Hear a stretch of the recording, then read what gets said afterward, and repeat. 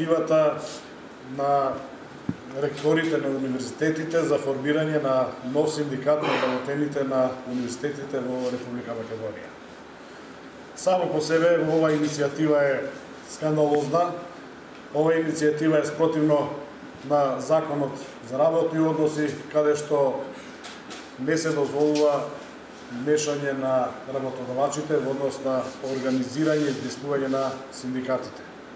Исто така, ова иницијатива е скандалозна од аспект на меѓународните конвенции кои што ги третираат овие проблематики, каде што строго е забрането мешање на работодавачите во работата на синдикатите.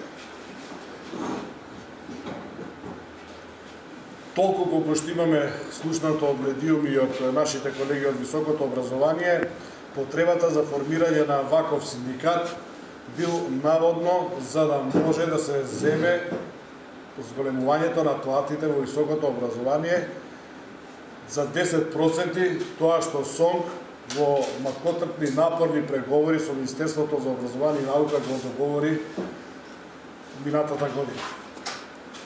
За таа цел сакам многу јавно и јасно да кажам дека оваа теза за формирање на нов синдикат кој што ќе биде репрезентативен во дејноста високо образование е ноторна лага, од аспект на тоа што репрезентативен синдикат за дејност образование е единствено Синдикатот за образование, наука и култура на Република Македонија, а тоа е СОНК.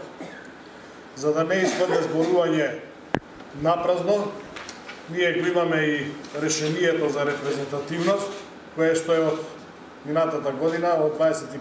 јануари 2019 година, подпишано од министерот за труд и социјална политика Мила Царовска, која што ни дава полно право да преговараме како репрезентативен синдикат и да договараме политики во однос на конкретно зголемување на платите во високото образование.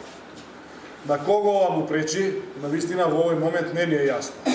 Не би сакале да шпекулираме, меѓутоа можни се неколку опции. Првата опција што ни доаѓа на памет е тоа да се направи ваков синдикат или да се прави ваков синдикат, кој што прво е спротивен на закон.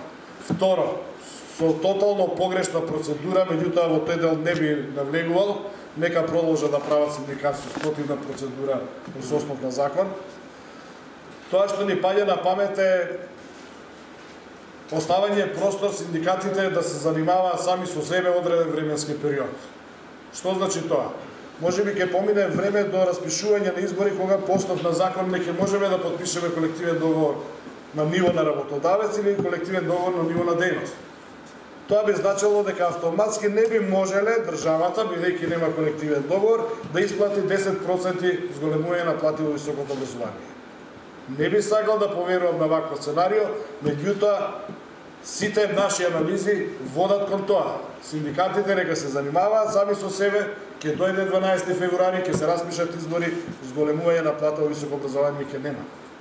Кој ќе биде виновен за ова? Синдикатот кој што се изборил за зголемување на плата од 10%, дали СОНК ќе биде виновен за ова? Не, апсолутно не.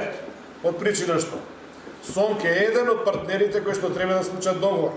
Дали ќе биде тоа на ниво на работодавец или на ниво на повисоко ниво, на ниво на гранка. Тоа значи, од аспект на СОНК, денеска јавно ги повикувам ректорите да прекинат со процедурата на формирање на синдикални организации при универзитетите. Воедно ќе напомена дека со самото нивно мешање во организирање и формирање на синдикати прават кривично дело за кое што постои голема веројатност да одговараат за тоа. Дали тие или овластени од нив, например деканите или генералните секретари. Втора работа, би сакал да го повика Министерството за образование и наука веднаш да пристапи кон подпишување на колективен договор за високо образование и наука на гранско ниво. Тоа би значило дека со тој колективен договор ќе се опфата сите факултети на национално ниво. И трета работа, доколку е пресложен овој процес и прекратко време, тогаш уште еднаш ги повикувам ректорите на универзитетите да го повикаат СОНК како единствен репрезентативен синдикат во дејност образование, меѓу кои високото образование, да не повикаат и да подпишеме колективен договор на ниво на работодавец, на ниво на установа. Тоа значи дека на тој начин условно би се надминала состојбата таква како што тие ја предвидуваат, дека доколку не се потпише колективен договор на ниво на работодавец, тоа значи со ректорите, ќе нема зголемување на плати од 10%. Еве го уште еднаш го повлекувам решението дека Сонке за таа цел, мислам и не треба многу да се кажува, дека СОН беше единствениот тој кој што преговараше за зголемување на платите. Зошто не преговараше со некој што не е репрезентативен?